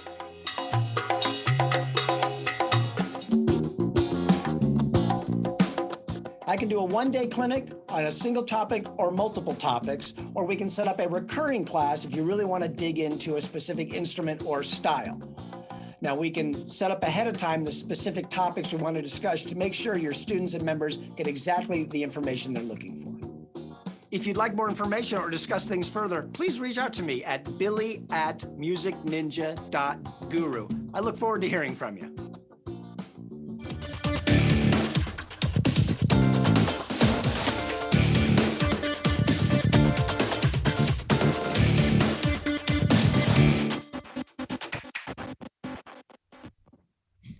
Wow. So, I mean, that took a while to build. And I'll tell you the funny thing. Very Right impressive. now, I'm going through a implant thing. And so I shot all the dialogue, forgetting to put my prosthetic tooth in. And so the next day I had to go back and refilm everything again. It was but you can say, and I guess my advice, if you're doing something like that promotional, is like those, I went and bought a titling package that had all these different things in it, and they just look a lot better than me just putting regular flat text up on the screen. And, you know, and I didn't know anything about it. And that's one of the great things now. These programs are becoming easier. I mean, you can take them to the nth level, but you can get in and get some things done that are pretty cool without knowing too much about it, you know, like, and if I do that streaming class, I will talk about things like the titling. And one of the things, like the two pieces I use, one is Wirecast and one is Ecamm. And one thing I like about the Ecamm is that every week they send out an email, but they do tutorials. And last week, I haven't watched it yet, but there was one on lower thirds, which is that like where you have your name at the bottom of the screen like this. And they talk about how to layer that and do these sorts of things. So it's a lot of practical application for people that don't know how to do these things. And so the information's out there. So cool. Rowan wanted to know, did you work directly with Seth MacFarlane? I met Seth at some, because when I played with Ron Jones, his band, I started subbing for Amel and Ron Jones's big band. And Ron was one of the composers for Family Guy, and he did Star Trek Next Generation and some other things. Great. He's actually going to be on the Jazz Roundtable second show in April, and he's going to be just by himself because Ron is an amazing wealth of information. So, but we would play at Seth's parties at his house. Yeah. His Christmas party. And then he's really good friends with, who's the actress? I just saw her. She's in A Million Ways to Die in the West. And her name. Yeah, that beautiful. Yeah. And you know what? She looks better in person than she does on the screen. Wow. She's already beautiful on the screen. Yeah. And Seth was really into musicians, and so, I mean, it'd be like an 80-piece orchestra they would set up a stage in his tennis court and then risers and everything. And I got to meet him a couple of times, but the guys that were regulars on his show, I just subbed on the Family Guy a bunch of times. The guys who were regulars, he knew all their names. Yeah. And he'd come over and talk to the band. And, one time we were there and one of the guys says, "Hey, Seth, we heard that the musicians are not supposed to drink." And he says, no, the musicians are required to drink at my parties. And he's like, "Guys, go get the," because they had bandwiches for us backstage. He goes, "No, just go ahead and eat. You guys are guests." And he was really cool to us, and he could sing. He knows the style. Yeah. And everything. Calabria Folky, and Bob McChesney worked a lot with them. They're good friends of mine. Yeah. And so she actually did some shows with him singing. We did one show at some theater, and they made a T-shirt. It was a Seth MacFarlane band with all of our names on the back of it, which was kind of cool. So yeah, that was fun. It was like a big band. And then one time his sister had an album out, and we played her record release party at Catalina's, and we show up for the rehearsal, and she has put a bottle of Jack Daniels on everybody's seat. Wow. She was just so appreciative and so fun. It's a nice touch, Yeah, it is. But they're living charmed lives. They're great at what they do, and they're doing well. And so why not just be cool about it? And so I really liked him. I wish I've done more, but Ron retired years ago. And we're going to talk to him all about the film scoring scene. He's got some amazing stories about when he first came to LA and scoring for cartoons and, figuring out the timing with a stopwatch to figure out when to do cues. And it's some amazing stuff up through a lot of other things. So that's so cool. Yeah, I know. I mean, you just make it work. It's not exactly jury rigged, but it's just like, okay, you want to do this, do it. And however it comes together and you figure it out, great. Well, years ago, I was in college, I was in the Walt Disney World All-American College Orchestra. I was the mallet player for that. Yeah. And there was a guy, can't remember his name. He was one of the TV composers from LA that came out and did a thing. And he had a great line. Somebody asked him if they wanted him to produce a Christmas TV show. And this is a composer. And he said, they asked me, he says, "Can you do that?" And he says, "I just said yes. And then I would figure out how to do it." Right. That's all the great friends. And I've live at 0 BPM. It's like, I have this idea. I have to get cameras. I have to do audio. I have to, and you just, like you say, you lay out all those steps. And his thing was just say yes and then figure out how to do what they need.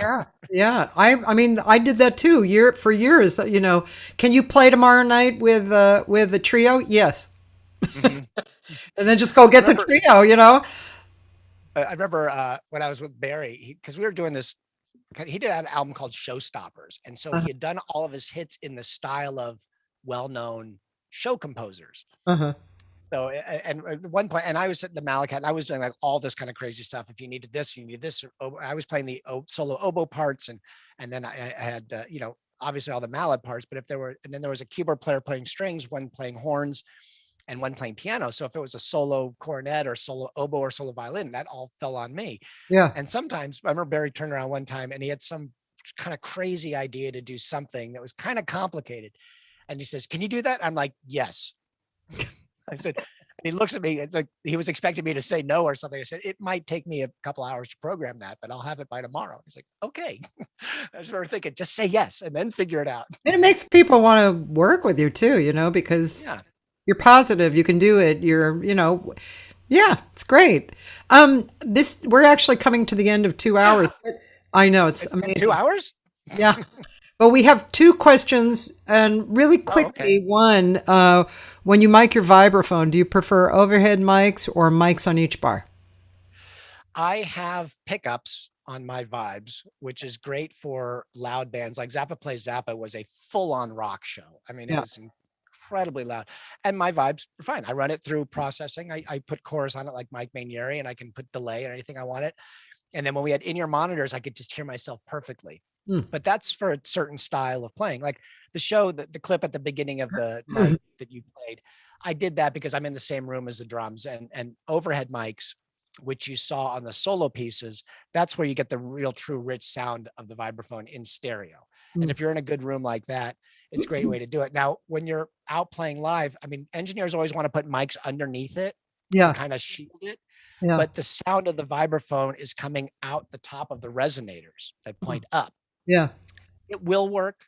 They might have to add some mids or something to get it to sound better. And it does give you a little bit more blockage, because otherwise, if I put them up like I had them in the studio, I put a drummer in there, they're just overhead. They're just room mics for the drum set Yeah. at that point.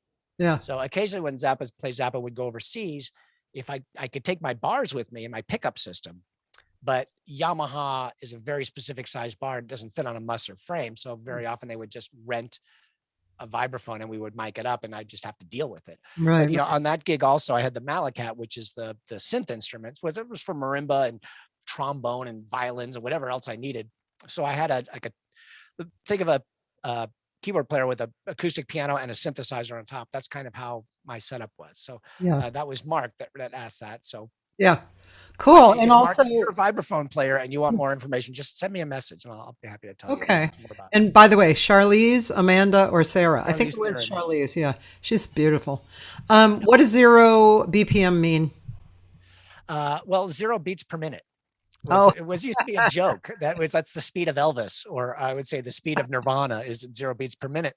And then when I came up with live at 0 beats per minute, it also, somebody wrote me and said, why do you want me to live at 0 BPM? And I've said, that's actually kind of a weird metaphor, that if you could live at 0 beats per minute, then you would be at peace. So You would know, be it's here now. the t-shirt or the hat, and it's a great conversation starter for that sort of thing. So yeah, it started as a joke years ago. So I just started calling my production. I have a production company called 0 Beats Per Minute Productions, and it that's the full title spelled out. But 0 BPM, I try to think of it as being as calm. My resting rate is 43. And I'm not quite at 0 yet, but eventually I'll get there. I mean, we all will. Right. None of us Might as well come to the shows ahead of time. Was that the other question? Any other questions? That was it. Oh. This is really fun, Billy.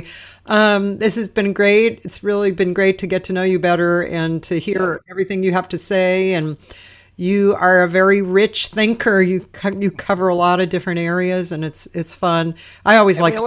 We only got to the top 2 inches of my note sheet. We have the whole rest of the page. I'll have to come back. We'll have to do it again. We can get to the rest. Can I play one other thing really quick? It's only 40 seconds Yeah, long. sure. This is like one of the ads I create for Instagram for the shows that come up. And one of the fun things is, yes, I am the voiceover guy as well. So there's that whole aspect to it. Yeah. Let me see if I can play this for you. Coming up on Live at 0 BPM. 2 shows. On Tuesday, March 9th, it's the Jazz Roundtable featuring Michael O'Neill, Greg Karukas, and Michael Paulo. On Thursday, March 11th, it's the Carrie Frank Trio featuring Carrie Frank, Nadav Pellet, and Vince Fawcett. Showtime, 7 to 8 p.m. Pacific Standard Time. And as always, it's free, though donations are greatly appreciated. Go to live@0bpm.com for details and to sign up for our mailing list. Please find us on Facebook, Twitter, and Instagram. These Jazz Roundtable shows will also be released as a podcast, so please subscribe. See you soon.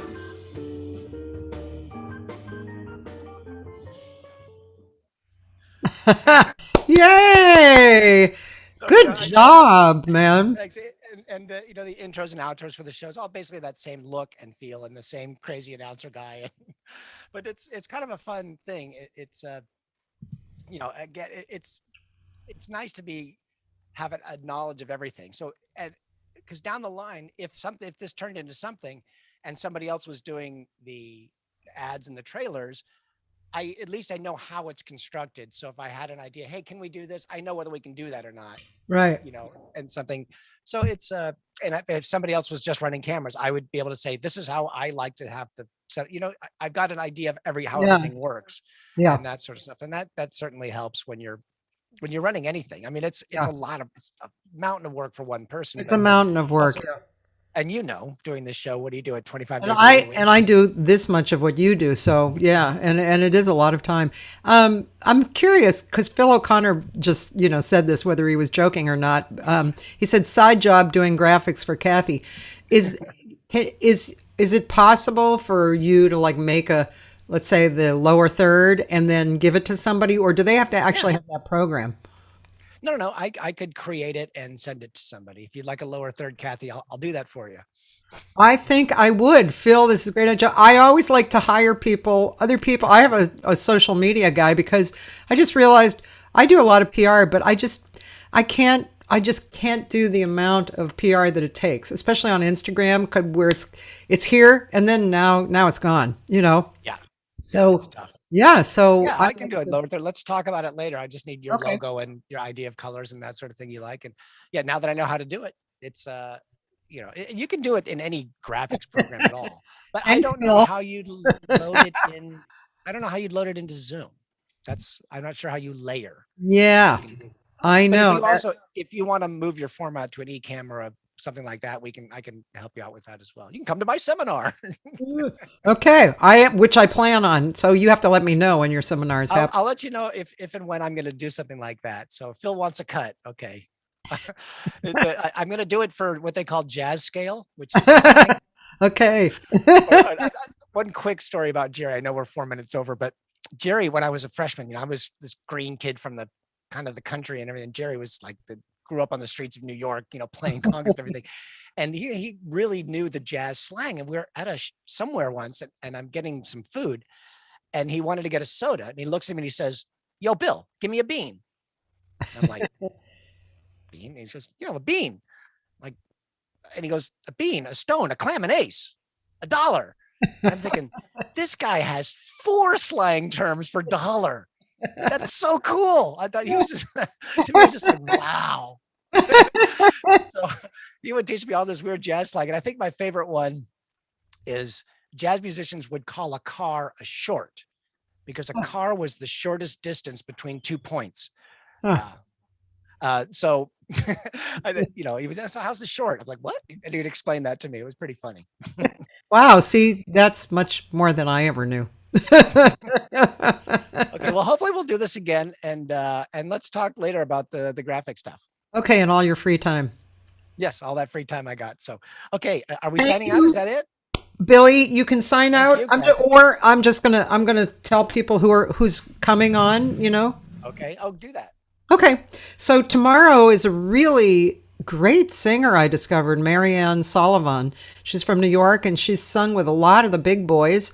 And she's a really beautiful singer, and so I'm having her on tomorrow, and then Armando Campion on Wednesday. Do you know Armando? I don't. Armando has been a bass player, singer, composer, teacher here for years and years. He's been a friend of mine for since the 70s, probably when I moved here, and he's very funny. You would really probably enjoy the conversation. He's great. And he's funny as shit. As a matter of fact, one time, I'll just tell you this little story because, in the days of God,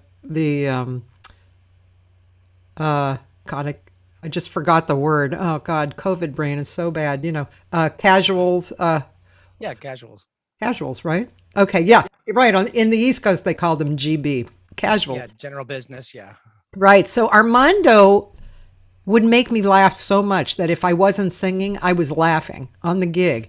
And this one time we were playing with Rick Vitello, the guitar player, and Rick was, it was one of those moments at the bar mitzvah where, they bring up Uncle Bernie and Aunt Harriet, and then they play a different song. You know, Right. they're coming up and lighting the candle, and it's one continuous long song, except it morphs into different songs. And so, and he kept playing this one, like the LA sports, the UCLA sports song or something. And, but he was morphing into these different keys. And pretty soon Armando was literally, he started laughing so hard that he was literally like this, playing like this, because he couldn't sit up. It was just, Armando is like one of those guys who's, you know, you really love to have on the gig. I was on a gig with Natalie Cole. We were playing at this big park. They were doing a thing, African-American family reunion weekend things. We were playing this thing, and Jesse Jackson was in the front row Yeah. next to the woman who played Flo on Oh, yeah. played Yeah. Florida. And all of a sudden the bass players turn around and he's facing the drummer and I, and his eyes are tightly shut and there's tears coming out of his eyes. And I look at him, I'm Smitty, what's wrong? And I look up and Jesse Jackson is clapping on 1 and 3. Oh. And the woman, I'm sorry, I don't know the actor's name, Florida, is just next to him, just staring, staring at him. And Smitty turns around and he whips back around to us and he's just like crying. He's laughing so hard. Little road stories. We'll do a road weekend. We'll just That's talk road hysterical. stories. That's hysterical. Okay, and then because I realized I could do this after I went down from 6 days a week to 3 days a week, I just had 4 days off, but now I'm actually posting archives. So the archives will have Kiki Ebsen, John Clayton, really great one, Judy Niemak, and 2 singers in my group Fish to Birds, which is a 7-piece improvisational vocal group. So Cecily Gardner and Emil Hassan Dyer. So, and just as a mention quickly, next week, Mark and Alan Ferber, right? You know them, right? I don't. Oh, There's so many people. Billy, yeah. Mark Ferber is one of the best drummers ever, and Chris Wabich, I'm sure, knows him. And you know, and Alan, his twin brother, is an amazing trombone player who has an amazing big band, and they're kind of bi-coastal. They're really amazing artists. And then Bob Meyer, who's a drummer from the East Coast, and Theo Bleckman, a really adventurous, wonderful, great jazz singer from the East Coast as well. Wow. So that's about it. And oh, thank you for posting that. And I guess that's it. Great. And I saw, see, Gary Meek is here. Hi, Gary. So I just like, I'm sorry I can't, you know, because we're having this conversation. I've not been able to respond to all of the messages, but it's fun to see people in here. And thanks, It is Cathy, fun. for doing this. This is super awesome. Thank you, Billy. It's been really, really fun. I appreciate it. Well, we'll see you again, right? Yes, sir. Have fun out there. Okay, you too. Bye.